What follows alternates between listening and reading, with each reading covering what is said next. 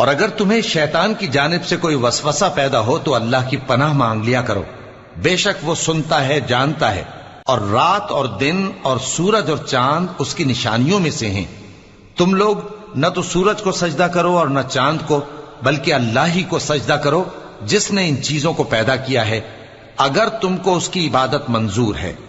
پھر اگر یہ لوگ سرکشی کریں تو اللہ بھی ان سے بے نیاز ہے، کیونکہ جو فرشتے تمہارے پروردگار کے پاس ہیں وہ رات دن اس کی تسبیح کرتے رہتے ہیں اور کبھی تھکتے ہی نہیں۔ اور اے بندے، یہ اسی کی قدرت کے نمونے ہیں کہ تو زمین کو دبی ہوئی یعنی خشک دیکھتا ہے، پھر جب ہم اس پر پانی برسا دیتے ہیں تو وہ شاداب ہو جاتی اور پھولنے لگتی ہے۔ بے شک وہ جس نے زمین کو زندہ کیا وہی مردوں کو زندہ کرنے والا ہے، بے شک وہ ہر چیز پر قادر ہے۔ بے شک جو لوگ ہمارے احکام سے انحراف کرتے ہیں وہ ہم سے پوشیدہ نہیں